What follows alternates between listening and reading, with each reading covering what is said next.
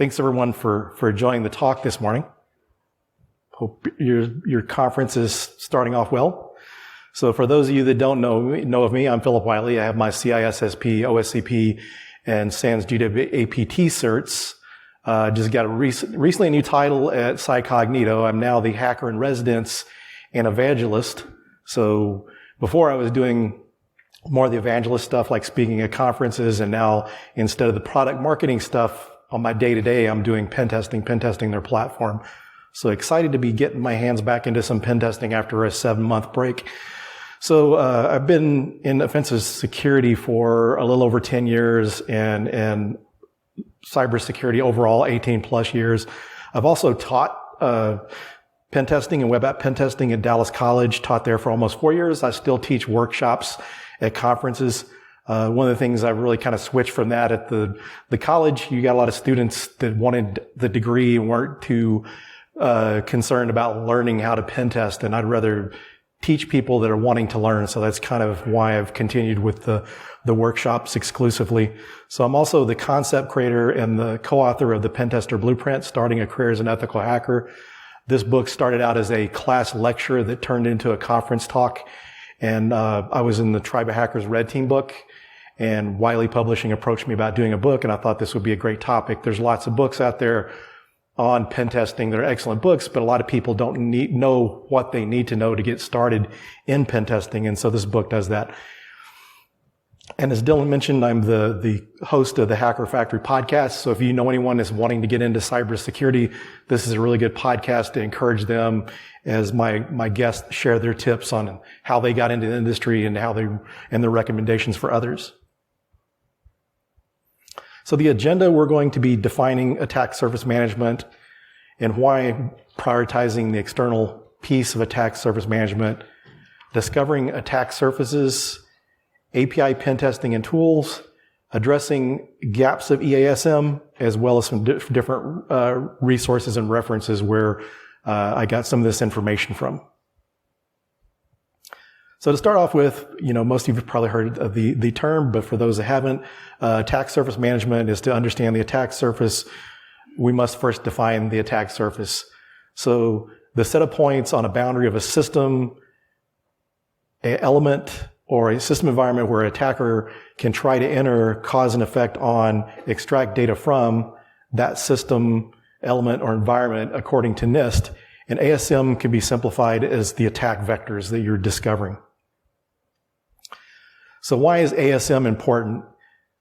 So it's hard to assess or secure something that you don't know about. So, internally with companies, it's a problem to try to be able to find all the internal assets. It can be more difficult, but internally you've got tools like Rumble, different vulnerability scanners you can do discovery scans with to discover all those endpoints. On the external, it gets a little more difficult than that, and it's a serious problem.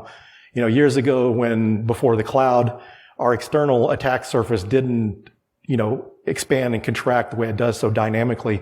Things are constantly being updated, things being added to environments, removed to environments. You have shadow IT where maybe different business groups are spinning up different assets in the cloud, microservices running marketing servers, and sometimes they don't go through the proper channels to get those put into the environment.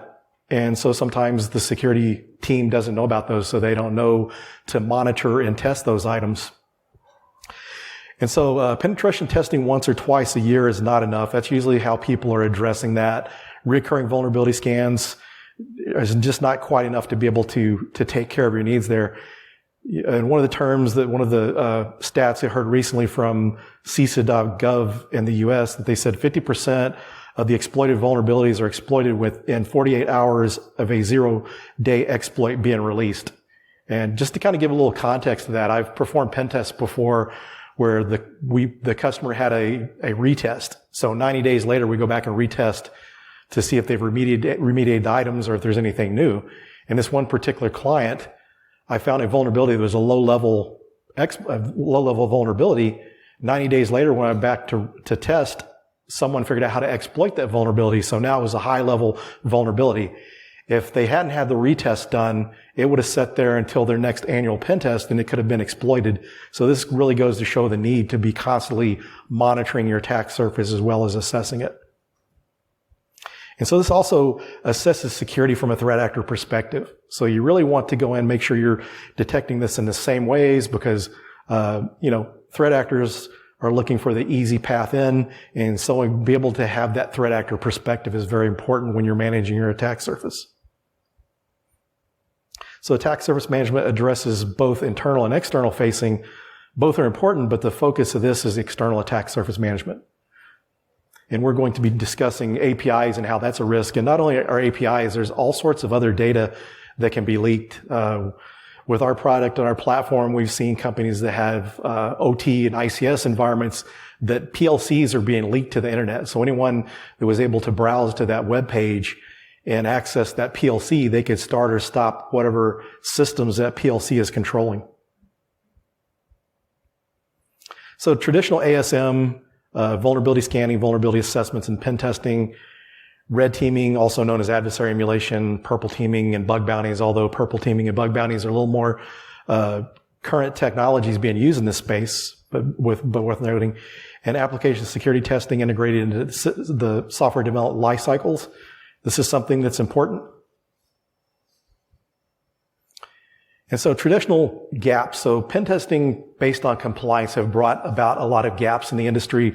And what happens there is there's narrow scope. They're only testing what's in scope for PCI. And there's some other items that are being missed that maybe a threat actor could exploit and gain access to data that's important. It may not be credit card data, or maybe they can gain a foothold and pivot into the environment to gain access to the card holder environment. And, even PII, credit card information, different types of information is very important to protect because, nowadays with ransomware, and they've really figured out how to monetize attacks. Years ago, it was a little more difficult, but now it's so easy to sell information on the dark web that it gives threat actors a place to monetize this, and ransomware is another way. So performing proper attack surface management to try to eliminate some of these gaps can help reduce some of those risks. So time and resources with this, because a lot of times you're so limited on time, incomplete, inaccurate asset inventories, not knowing what you have from an asset inventory. Just like I mentioned, internal is a big enough problem, but external can be a little more difficult to test. And one of the gaps that you see in pen testing is that there's not proper reconnaissance performed. I've performed pen tests before where it was like a black box pen test. We went in and tested the organization. They didn't give us IPs or domain names. It was up to us to go out and find those IPs and domain names. And I was performing a pen test for a large global chemical company headquartered out of the US.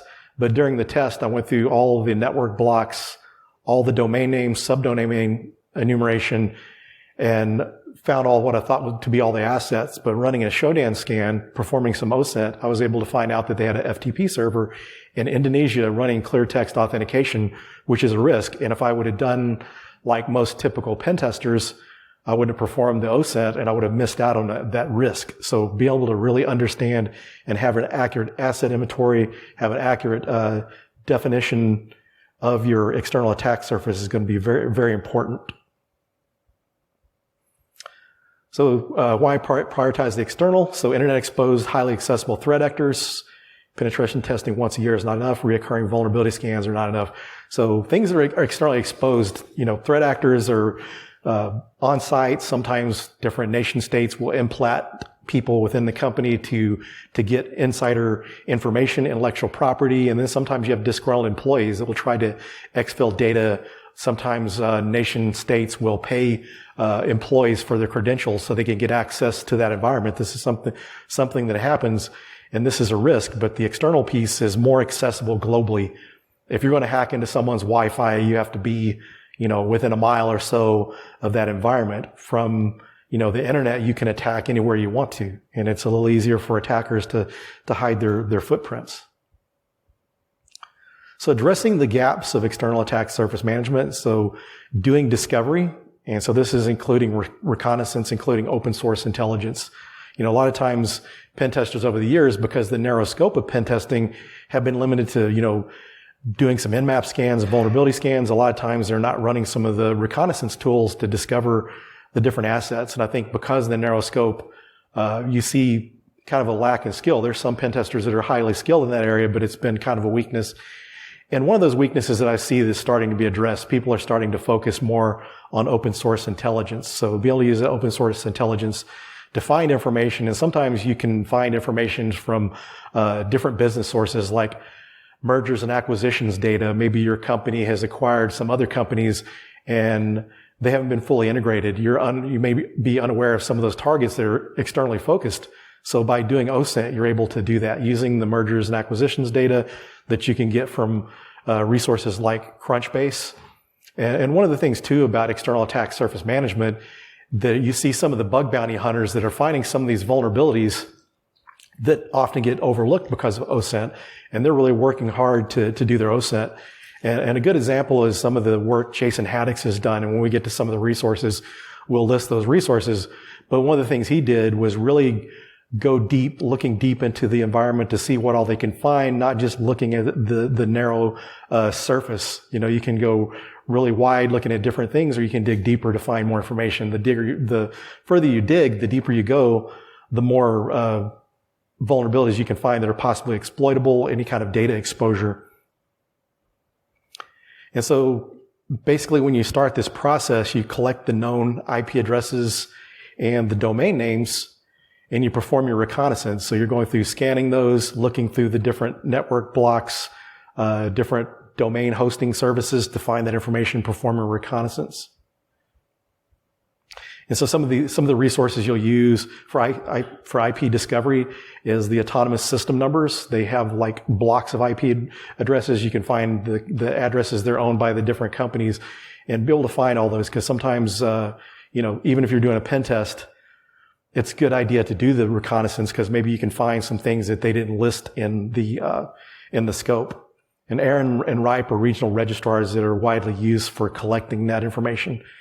And then subdomain enumeration tools like Subfinder and Amass, the OWASP project, are really great tools for finding these different subdomains. So during this, you can find vulnerabilities like subdomain takeover during your testing. So finding those different subdomains and IP addresses that are exposed are important. And then the open source intelligence, as I mentioned several times here, that you can't really emphasize enough. Using tools like Shodan, Spiderfoot, Maltego, and Crunchbase. And Crunchbase is more of the acquisitions and mergers data, more of the business data, but sometimes this is overlooked. And then just some of the OSINT information that you can collect from LinkedIn and different resources. For instance, if you're wanting to figure out what kind of databases are used in this environment, you may find a LinkedIn profile of a DBA, and typically DBAs, they've got their LinkedIn profile all up to date. If they decide to look for other positions, people are able to see their skills, and so you're able to discern some of the technologies being used by some of the information you collect there. And so this is one of the references to Jason Haddix's bug hunter methodology. So the bug hunter methodology really covered all of bug hunting, but the OSINT piece, the reconnaissance piece, was just so huge that the presentation pretty much was like 1 or 2 hour presentation on just doing open source intelligence and reconnaissance. So that's a good reference. And you can find videos of that as well as the slides if you do a Google search.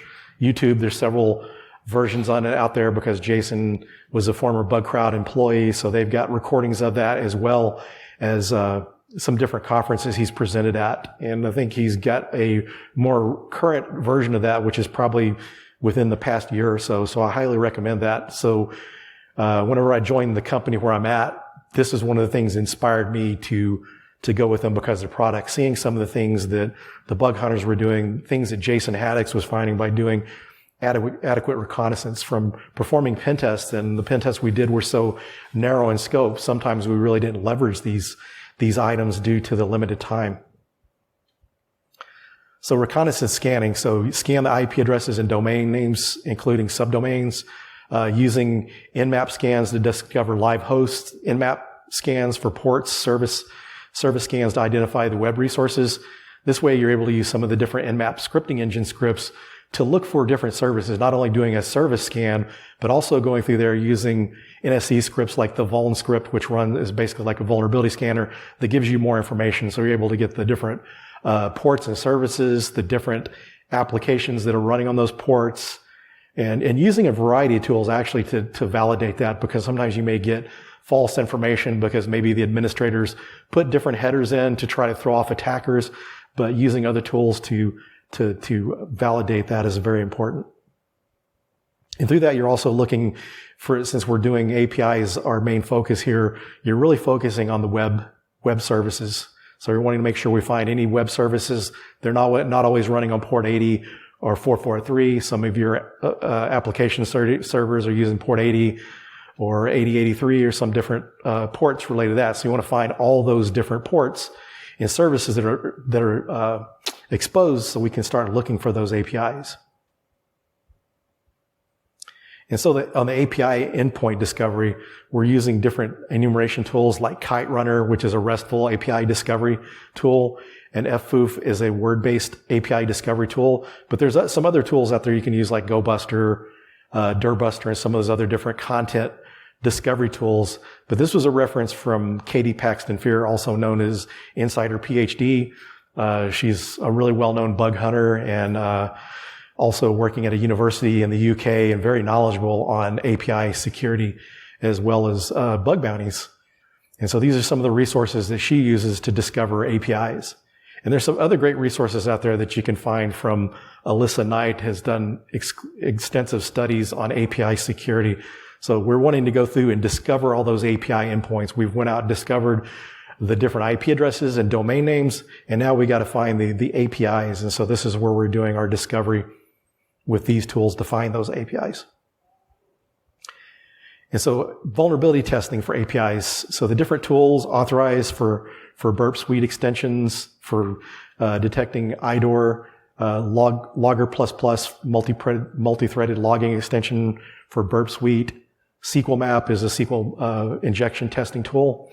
And there's also NoSQL Map for your NoSQL databases, and JW tool for Java Web Token testing, and then Burp Suite interception proxy and vulnerability scanning tool. And this is another reference from Katie on her API testing automated toolbox, which you can find the video there on her YouTube channel, which is some really good information out of some of the bug bounty creators out there. She's got some of the more in-depth information. While there's a lot of good content creators, hers is some of the content that I found especially helpful.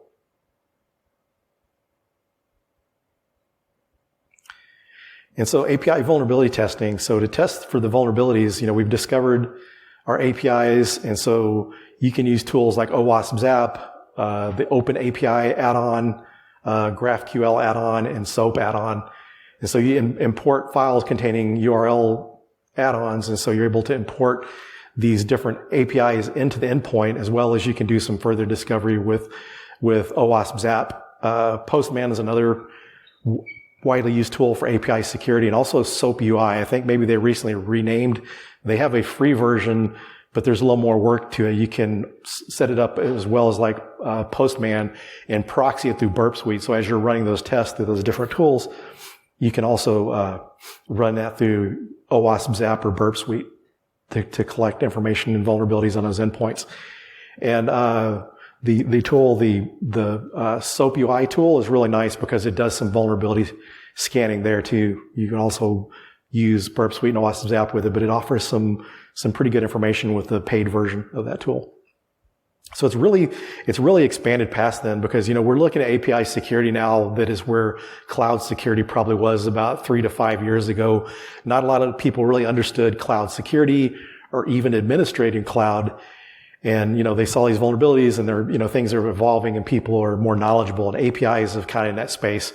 They've been out there. I mean, one of the first API pen tests that I've done that I can recall was back in like 2014.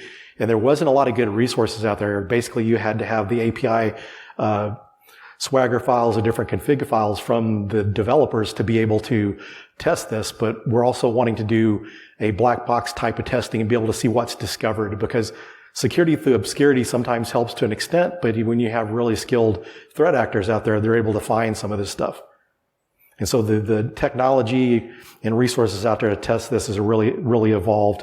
And during Black Hat DEF CON this year, Corey Ball, that wrote the book on hacking APIs, he released his training for free. So he's got like a list of the slides out there and videos. So the training is completely free, and it's kind of inspired by his book on hacking APIs. So API vulnerability testing. So OWASP has their top 10 for API security and also their API security project. So using the OWASP testing guides have proven very helpful with web app pen testing, and same as APIs, to have, be able to know what vulnerabilities to test for, as well as the top 10. And one of the things too, as far as the OWASP top 10 goes, don't always just rely on that. That's showing the more popular current vulnerabilities. You want to use something like one of their testing guides to thoroughly test all the different vulnerabilities. And also, Portswigger, the people that created Burp Suite, they have some good testing methodologies that you can also use, as well as like the OWASP testing guide, to make sure that you're thoroughly testing everything, all the vulnerabilities. So addressing gaps with EASM. So we kind of discussed some of the gaps from pen testing, the lack of coverage, the lack of frequency, limited OSINT. And so some of the ways that you can address these is through continuous discovery. So achieve and maintain a more accurate asset inventory. So you want to constantly keep this up, because things change so rapidly. In our environment, we've seen people's environments change drastically in just 2 weeks. So you need to constantly monitor that. Constant testing, vulnerability scanning, and pen testing, as well as different EASM platforms. So there's some other platforms out there that make this easier, and it helps with the automation piece. Automation is something that I've really learned from the bug bounty community. Their researchers have really relied on automation. They figured out how to find certain vulnerabilities they specialize in. They have their automation running and add domains and subdomains as they join different bug bounty programs.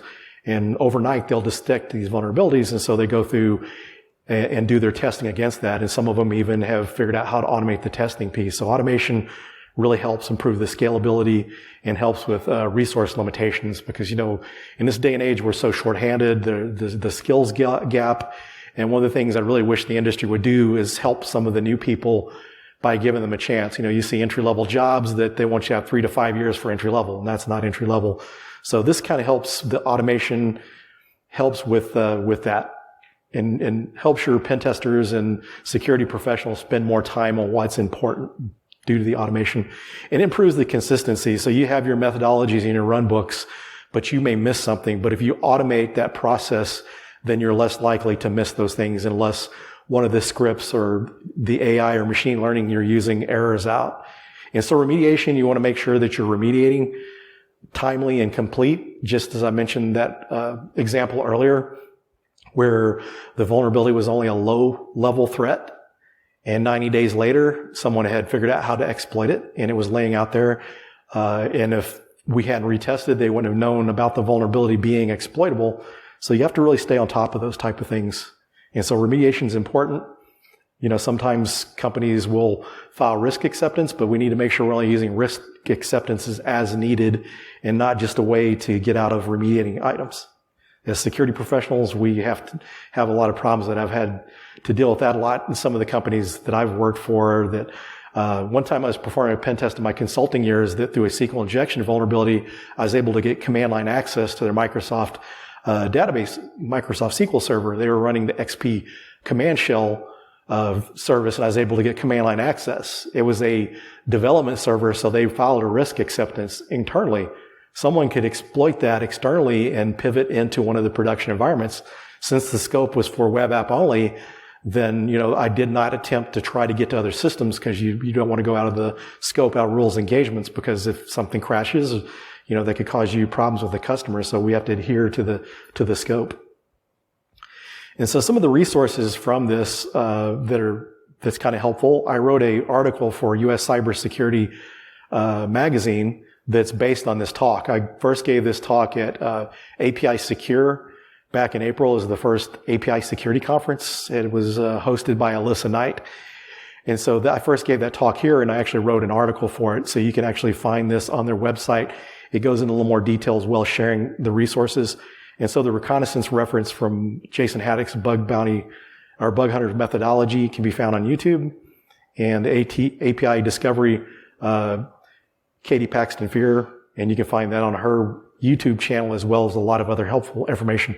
And a recent resource that came out back around April or May or so is Corey Ball's book called Hacking APIs, Breaking Application Programming Interfaces. So this is a really great book. And as I mentioned during DEF CON and Black Hat, he was doing workshops at DEF CON and he released that training. So you can go out there and find those slides online, and it's based on his book, but he goes through the workshop showing you how to use the different tools. And like I said, that book I highly recommend as well as anything by him. And Alyssa Knight, if you look up any of her resources on YouTube, she does a lot of good stuff with API security. And one of her test research she had done at one time, she was able to get into 55 different banks through APIs, these certain APIs that were used by several banks for common tools, be able to exploit those vulnerabilities. She was able to gain access to 55 different banks. So that concludes my presentation, and there is my contact information. Feel free to reach out with me on social media. If you ever have any questions, want to share resources, I'd be happy to do so, and always love connecting with people. That's one of my favorite things about coming to these conferences. And we've got a little bit of time if anyone has any questions. Thank you, Phillip Wylie. Okay, so... Or not. The questions that we have here on Slido, they are sort of around the same theme. So let's start with the top one. How do we prevent our servers from being listed on Shodan? Well, that's going to get into kind of the security by obscurity. So using less common types of directory structures, URL structures to get to those. But more importantly, what you want to do is make sure you're securing those APIs, that they're secured. So if they are going to be found, because it's kind of hard to stay undetected. So the main thing you want to focus on is make sure you're using authentication where needed and thoroughly securing those APIs. Okay. Moving on. What tools do you use to track ASM? So different tools out there to track ASM. There's some different ASM platforms out there. In the company I work for, Cycognito, we have an external attack surface management program. So finding things that automate. A lot of the people in the attack surface management space focus a lot on discovery. Some will do vulnerability scanning as well as some remediation planning. But and I've seen some different open source tools out there, but I can't recall. But yeah, there's some ways to do it automated and using the different platforms. But it's becoming a more popular space. There's been a lot more companies getting into that area. Then attack surface management can be internal or external. Okay. I'm going to bunch the lectures together because they're basically the same question. One is how do you protect servers from being scanned by reconnaissance tools, and the others are there ways to protect yourself from being scanned by somebody who is... So a lot of that's going to be your WAF and your firewalls. You're wanting to make sure you limit the number of your ports that are being exposed. You want to make sure you're limiting that. No ports that are exposed, using things like WAFs in load balance networks, setting, like timeouts on scans, rate limiting. So that way if someone's scanning it, that it'll time out. So yeah, that's, basically, people can scan it, but you want to make sure you secure it because you're constantly going to be scanned. So make sure that no unnecessary open ports. Okay, thank you very much, Phillip Wylie. We have no more questions, and also we're out of time, so this is perfect timing. Please give a round of applause to Phillip Wylie. Thank you.